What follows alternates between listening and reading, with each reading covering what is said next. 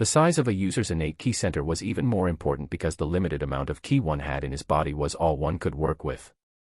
Did that mean that one's innate mana core size wouldn't matter as much because of the available mana in the atmosphere? The bigger the cup, the more you can hold, right? In my old world, even though my ki center wasn't that large, I was considered a prodigy at channeling and utilizing my ki effectively to make up for my not so sufficiently large ki center. With the way I utilized every bit of my ki, I was able to become the strongest of the elite division of duelists, earning the right to become king. Now, if I could still practice the way ki practitioners use their ki, but with mana that was both present inside the mana core and in the surrounding atmosphere, couldn't I essentially double, no, triple the strength that I had before? The next book that I managed to pull from the bottom shelf explained a couple of questions for me. Beginner's Guide for the Privileged Mage. While the power to control mana is largely genetic, there are many cases where children of magi come out unable to sense the mana around them. A recent census showed that roughly 1 in 100 children are able to sense mana, but the extent of which could only be tested when their mana core first completely developed, anywhere from their early adolescence to late teen years. It will be apparent when a mage first awakens by the initial repellence of the surrounding mana when their mana core manifests. This results in a translucent barrier forming around the awakened that lasts a couple of minutes. Flipping through the pages, I found something that caught my attention. Mana can be used in a couple of ways. The two most common methods of utilizing mana are enhancement of the body with mana, augmenter, and emission of mana to the outside world, conjurer. Augmenters are most commonly seen amongst warriors who utilize mana, channeling it through their body to strengthen themselves and their attacks. The practice of conjuring is seen in mages, who, after utilizing their mana, can cast spells to give off a certain effect on the surrounding area or directly at a target. Weaknesses and limitations. While augmenters can possess incredible strength, defense, and agility, their weakness lies in their limited range. Conjurers possess unfathomable powers, being able to bend their surroundings to their will. However, such powers come with limits. Unlike augmenters, who utilize most of the mana in their own mana cores, conjurers need to borrow mana from the outside world, in addition to their own mana core, to exert mana into their surroundings in the form of a spell.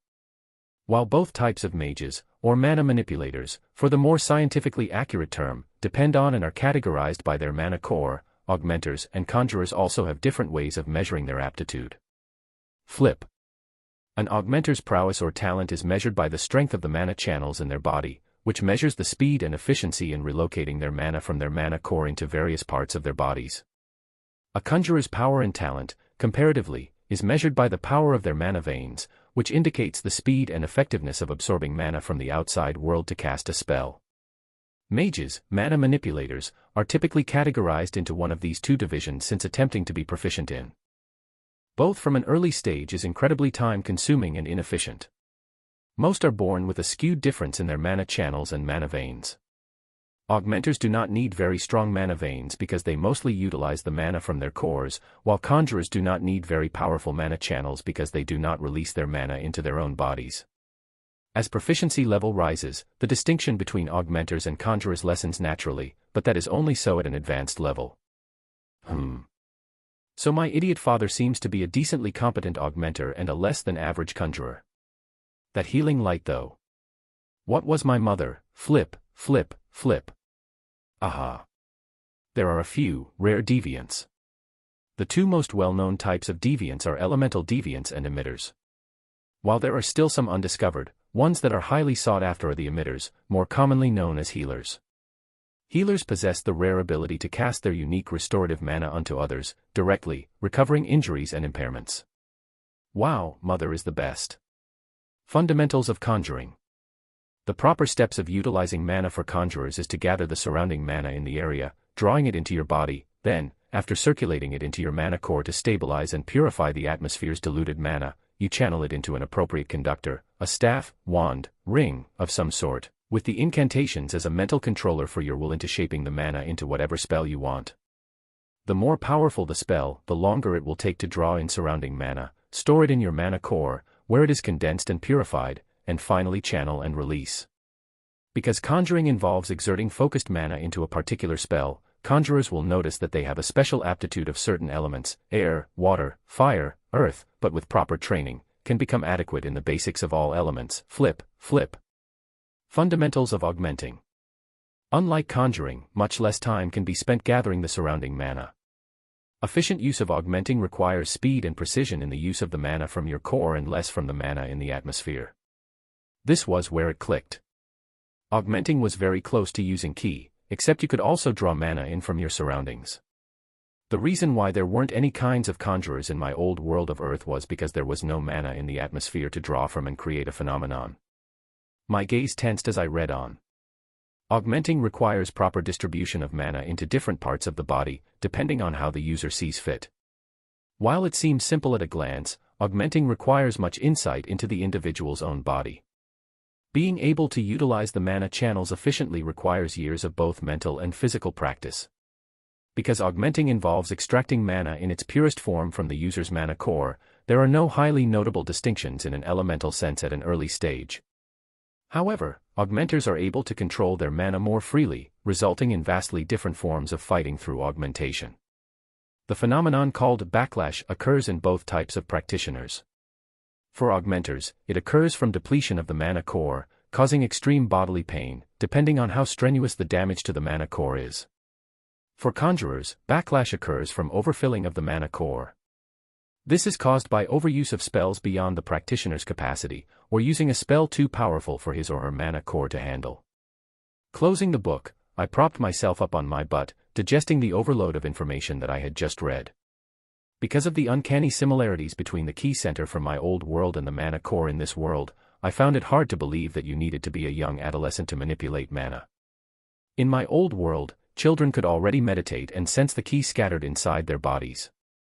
Once the ki migrated into a single place, the ki center would form. Testing my hypothesis, I began meditating, trying to sense the mana in my 7-month-old body when. There you are. Art, honey, are you having trouble taking a poopy? Mother. I'm about to begin my journey to become the greatest mage in the world. Do not make me out to be a constipated infant. Picking me up and gently placing me in her arms, I was forcibly taken away to have my diaper changed, which, surprisingly, was full by the time I noticed. Chapter 3, Head Start. Alice Lewin's POV. Arthur had to be the most adorable baby, and I'm not saying this because I'm a doting mother. No. Him and his scruffy little patch of glowing auburn hair and playful eyes, that almost radiate blue light while his gaze, at times, seemed almost intelligent. No, I told you, I'm not a doting mother. I plan to be a strict and just mother. I can't rely on my husband to teach little Art any common sense. For God's sake, he tried to teach my baby how to fight when he could barely crawl. I know this little rascal would turn out just like his father if I left him be. As soon as he started crawling, I was so proud I was on the verge of shedding tears, but I didn't know how much of a handful he'd be as soon as he became mobile. I swear, there's not a single moment where I can take my eyes off of him before he crawls into the study room. How weird. We made sure to buy him lots of stuffed animals and wooden toys to play with, but he always ends up going to the study room. That, at least, was directly opposite of his father, seeing how Reynolds almost gravitates away from texts longer than the weekly newspaper. Looking at how excited he got when we went out to town, I decided to go shopping for food once every other day instead of twice a week. No, I told you, I'm not a doting mother. This is for his education of the outside world and for fresh food in the house. Yeah, haha, that's it. My son seemed to be interested in a lot of things. I can't get enough of seeing his head, that seemed so disproportional to his little body, turning left and right while trying to take everything around him in. He seemed particularly intrigued by his father's practices. Reynolds was a pretty competent adventurer back in the days. Being a B-class adventurer by the age of 28 was actually a pretty fast climb. Acquiring an E-class rank, the lowest rank, required taking a test to prevent us from sending eager but ignorant adolescents to their deaths. As for the higher ranks, I've only seen a couple of A-class adventurers in my years of working there, and I've yet to see an S-class adventurer, assuming they actually exist. Working at the Adventurer Guild, or what we just called the Guild Hall, back then in Valden, I got to see too many eager teens. I swear, I was surprised they didn't float away from having their overly inflated egos get to their heads. At least they were ambitious. One time, I was assigned to proctor a basic practical exam, where the examinee had to simply demonstrate fundamental competency in their mana manipulation, but before the test had even begun, the kid fell straight onto his back because the sword he was carrying had been too heavy for him. Talking about airheads, Reynolds sure came off as one back then. The moment he saw me in the guild hall, his jaw literally dropped and he just stood there until the guy in line behind him elbowed him to hurry up. He hurriedly wiped away his drool and managed to mumble a, "Hi, can I trade in TH? The stuff for the mission." I just giggled as he turned beet red from embarrassment. He managed to gather up the courage to ask me out for dinner and we just hit it off from there. Even now, I can't help but smile when I see his droopy, blue puppy eyes looking at me. Art somehow wound up with both of our redeeming traits, making him that much more adorable. You should see him when I have to change his diapers.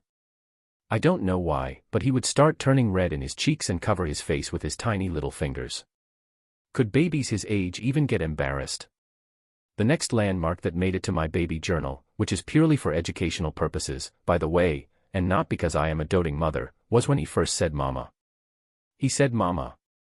I told him to say mama again and again, just to make sure I didn't hear wrong. Reynolds sulked for the entire day because Art said mama before dada. Haha, I won. The rest of the year went by pleasantly with my son sticking by me wherever I went and frequently looking out the window to see his father practice after dinner. I'm glad Reynolds gave up being an adventurer and instead took up a post as a guard nearby for our town. Being an adventurer may have brought in more money, but not knowing when or if my husband would come home was not worth any amount of extra money. More so after that incident. To our relief, little Art never got sick, but oftentimes, I would find him sitting still on his butt while closing his eyes. At first, I thought he was having trouble relieving himself, but after checking the first couple of times, that didn't seem to be the case. How strange, I didn't know what to make of it. I thought babies his age were supposed to be energetic and flighty, but after his episodes of escaping to the study room, he seemed to spend a lot of time sitting still, almost meditating. I was worried at first, but although it would happen a couple times a day, it only lasts for a couple of minutes and Art would seem strangely happy afterwards. The way he holds his arms up and looks up at me makes me just want to gobble him up. Ahem, not a doting mother. Arthur Lewin's POV.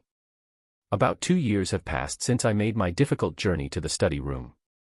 From then, I had been constantly trying to gather the little bits of mana spread out in my body and focus it in an attempt to form a mana core. Let me tell you, it was a slow and arduous task. I would find myself having an easier time trying to learn how to walk on my hands and eat with my feet in this damnable body than trying to will my mana core to condense. I could see why the book said that it'll take until at least the adolescent age for a person to awaken. If I had let the mana particles in my body move by themselves, it would take at least a decade for them to gravitate towards each other to form anything remotely close to a mana core. Instead, a perk in having the mental capacity of an adult meant that I had the cognitive ability to consciously will my mana particles together. This was something I did as a child in my past life in school, where they taught you from childhood to learn how to control ki. Essentially, it's being able to sense the ki, or mana now, in your own body and force them together near the solar plexus. If left alone, the particles will eventually slowly float towards each other anyway, but I'm just grabbing the feathers and shoving them into the twill sack instead of waiting for them to float down by themselves, figuratively speaking of course. Daily rituals consisted of me trying to spend as much of my limited energy as possible on gathering my mana while avoiding suspicion from my mother and father. My father seemed to think that throwing a child into the air would be quite enjoyable. While I understand there would be a kind of adrenaline effect that may excite some people, when mana was used to reinforce his arms, and I got thrown into the air like a high-speed projectile, the only feeling I had was nausea and a traumatic fear of heights. Fortunately, my mother had a pretty firm handle on my father, but my mother scared me sometimes. I often caught her staring at me, half drooling, looking at me like I'm some kind of premium meat. I tried to adapt to my body by only talking in very simple sentences. After I first said "Mama" to let her know I wanted more food, she almost burst into tears of joy. It's been a long time since I received this sort of motherly affection. Since then, I limited myself to just trying to talk enough to get the point across, no grammar necessary. Besides that, the pace of my training was strenuous and slow, but I was getting a pretty big head start compared to everybody else, so I wasn't complaining. These past 2 years have not gone to waste, for I finally gathered all of my mana into my solar plexus and was in the midst of condensing a mana core when... boom. Chapter 4, My Life Now. Reynolds Lewin's POV. My baby boy. I was so happy we had a son. I wonder when can babies start training? When did I start training again? Man, I can't wait to teach my baby boy all about magic. I hope he turns out to be an augmenter like his old pops. I may know the basics of conjuring, but I can't do anything practical with it except use it as a form of mental exercise. Alice, on the other hand, is one of the most talented people I've ever seen. Even as an emitter, she's exceptional. Back then, after she agreed to date me, she joined my party and we went on missions together. Her restorative powers were amazing in and of itself, but what shocked me the most was when she used an area of effect spell, which healed all allies inside. Talk about one of a kind. And I'm her husband. Hee hee. I still don't get tired of saying that. Back in the good old days before we had to settle down, we would go into beast glades and hunt for mana beasts. Mana beasts were various unique animals and creatures born with the ability to absorb mana into their bodies and create their own mana core, which we call beast cores. Beast cores had an unlimited amount of uses, making them very valuable and highly sought after. Of course, the higher the classes of beast cores, the more valuable they would be. Mana beasts were classified anywhere from E-class, the domesticated fanged bull used for meat and leather, to your SS-class monster. I can't tell you much about those, simply because I've never seen nor heard of one, but supposedly they do exist. Rule of thumb, you should always assume that mana beasts are stronger than humans of the same class.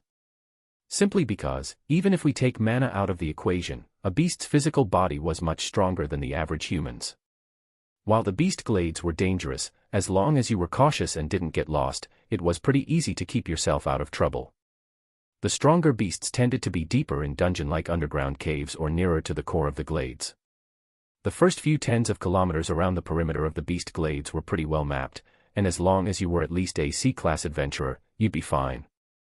Once in a while, there would be missions posted up that required a couple parties of adventurers. Those were usually for trying to clear and map the harder dungeons that weren't fully explored. If a mana beast had the power to create its own lair and have other mana beasts serving him, then you could bet there were treasures to be gained. I tell my son Art all about this life, telling him this and much more so I can nudge him to at least gain some experience as an adventurer when he gets older. I don't know what I'll do if little Art never awakens. Oh God, it doesn't matter how long it takes, as long as he can train to become any kind of mage, I'll be a proud and happy father. It's pretty easy to tell what type of mage someone will be when they awaken, because when augmenters, conjurers, and deviants form a translucent barrier, the mana behaves differently around them during that time. Augmenters, when they first awaken, form a sort of repelling force around the barrier, signifying that they have dominant mana channels in their body. Conjurers, on the other hand, form a vacuum of mana around them, which means that their mana veins are much more dominant. Of course, the degrees of the pushing force and vacuuming force depends on their talent in either category. I don't mean to brag, but when I first awakened, at the early age of 12, by the way, I was sleeping and the pushing force made me levitate for a good couple of minutes. Enough force to lift a human body. If it wasn't for that time, I'm sure we wouldn't have settled down this fast. Anyways, as soon as he awakens, I'm going to train him. If he ends up becoming a conjurer, I think I can get him a tutor from the main town since Alice and I aren't adept enough to be teaching him. Is what I said, but... boom. Currently, 3/4 of the house is gone. What happened? Luckily, I was with Alice in the front yard for a bit after dinner, but... little Art was still in the house. Arthur. Alice's face drained of all blood as I saw her go pale, eyes wide in disbelief and worry. I nudged my wife down while covering her with a temporary shield that would last for a few minutes. I rushed towards the direction of the explosion, shielding my body with a layer of mana over my skin. The debris was constantly thrown towards me as I reached deeper into the source of the explosion. After fighting my way through the scraps of what was left of my house and several pieces of rocks, I saw it. My son had the all but noticeable translucent barrier flickering around him. Better yet, the repulsion of his awakened powers was what caused this explosion.